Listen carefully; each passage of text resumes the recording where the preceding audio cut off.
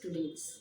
I am Dr. Aditi Pandey from Department of Applied Chemistry, Pridarshini College of Engineering. मैं आज बहुत खुश हूँ कि मुझे आपके साथ इंटरेक्शन करने का मौका मिला। आप सब अभी फर्स्ट सेमेस्टर के जो एग्ज़ाम्स आने वाले हैं, बीटेक फर्स्ट सेमेस्टर के, उसकी बहुत तैयारियों में जुटे होंगे। तो मुझे लगा चलो थोड़ी सी आपकी मदद हो जाए और मुझे कुछ जो सालों का एक्सपीरियंस है वो शेयर करूँ आपके साथ। सब्जेक्ट का नाम है एनर्जी एंड एनवायरनमेंट।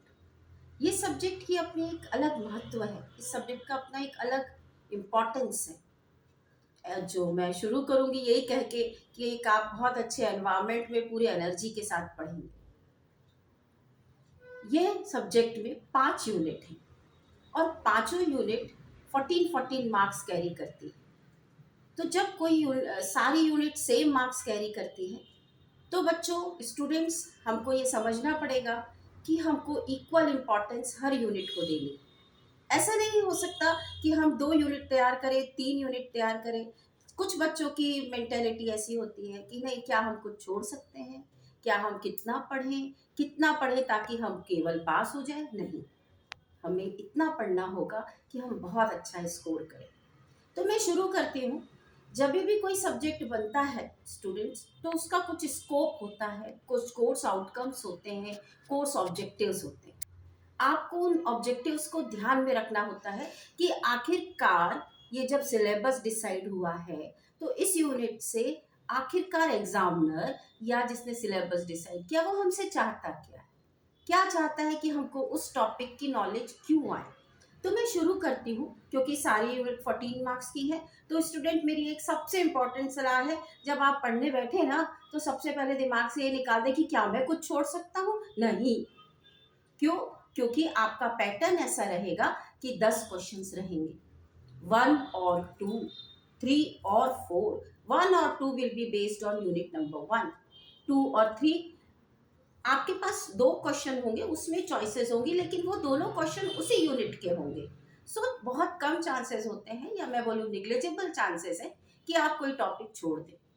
हाँ, एक ये हो सकता है कि जब भी कोई क्वेश्चन पेपर बनाता है या पिछले सालों का ट्रेंड अगर हम देखें तो कुछ क्वेश्चंस होते हैं जो ज़्यादा मार्क्स कैरी करते हैं, कुछ क्वेश्चंस होते हैं जो शॉर्ट नोट्स होते हैं। तो आपको ये देखना होगा। इस सब्जेक्ट के लिए सबसे इम्पोर्टेंट सलाह इस टाइम मैनेजमेंट। क्योंकि जिनको लिखना आता है उनके पास बहुत कुछ होगा लिखने को, बहुत कुछ होगा डायग्राम बनाने को, तो आप कैसे करेंगे? तो आपका time management, student, you should be with your watch all the time कि yes I have to give only 15 minutes और 20 minutes to this question. Otherwise क्या होगा? अब आप यही कहेंगे, अरे टाइम कम पड़ गया। टाइम कम नहीं पड़ा, आपका मैनेजमेंट कम पड़ा है। ठीक है, तो अब मैं शुरू करती हूँ यूनिट नंबर 1। मैंने अपने हाथ में सिलेबस रखा हुआ है ताकि मुझसे कुछ छूट न जाए। Unit number 1 is basics of energy and solid fuel. इस यूनिट को अगर देखें तो लॉट्स ऑफ न्यूमेरिकल्स। तो जो बच्चे न्यूमेरिकल्स में बहुत कंफर्टेबल हैं, गो फॉर न्यूमेरिकल, क्योंकि न्यूमेरिकल अगर करेक्ट तो आप जानते हैं पूरा मामला correct. So go for numerical. और अगर आपके मन में कहीं डाउट है कि शायद मैं नहीं कर पाऊंगा या मैं उतना प्रैक्टिस मेरी नहीं हुई है, तो बेटर है कि आप उसमें देखें चॉइसेस कि क्या आप थ्योरी में ज़्यादा मार्क्स ले सकते हैं या आप न्यूमेरिकल में कंफर्टेबल हैं।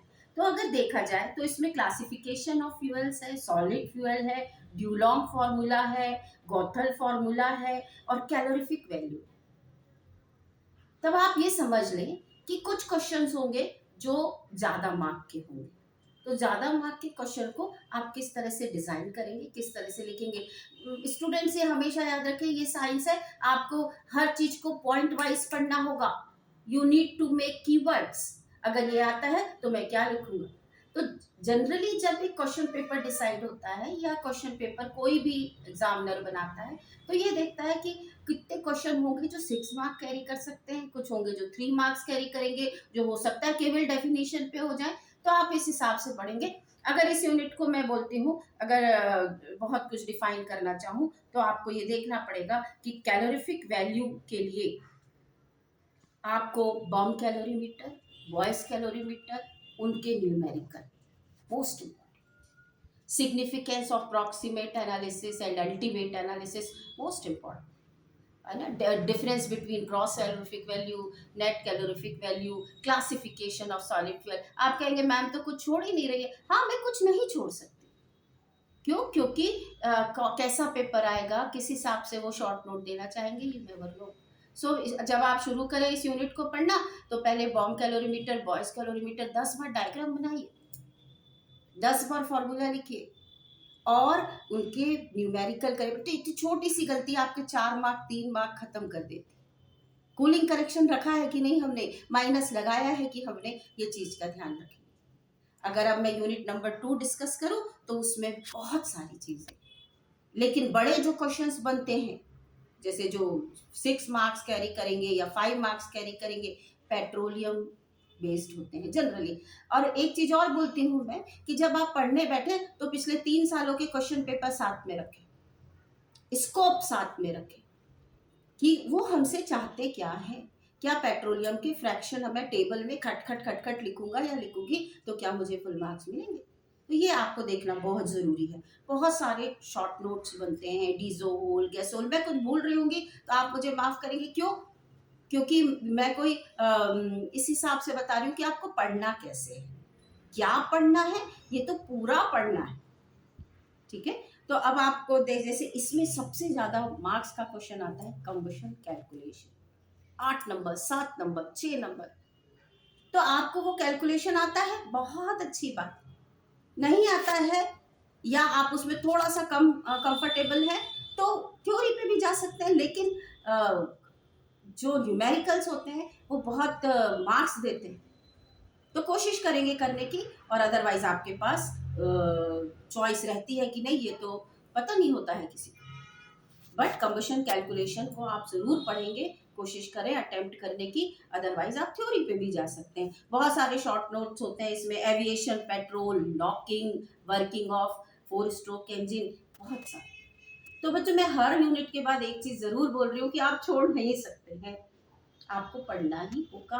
और अच्छा स्कोर वो बच्चा करता है जो कनेक्ट कर जाता है जब कॉपी चेक होती है कि हाँ इसको तो आता है भाई, इसको तो आता है। वो कैसे पता चलेगा? आपने शुरू की 5-6 पॉइंट्स जो लिखे हैं ना, वो क्लियर कट इंप्रेशन दे देता है कि हाँ स्टूडेंट को बहुत अच्छे से आता है। डायग्राम बनाने बोला है, बनाइए। नहीं बनाने बोला है और आप देख रहे हैं यू हैव इनफ टाइम, तो कोशिश कर सकते हैं। मार्क्स हर क्वेश्चन पर डिवाइडेड होते हैं, स्टेप मार्किंग जनरली की जाती है। थर्ड यूनिट है alternative sources of energy and waste to energy conversion, photolysis of water,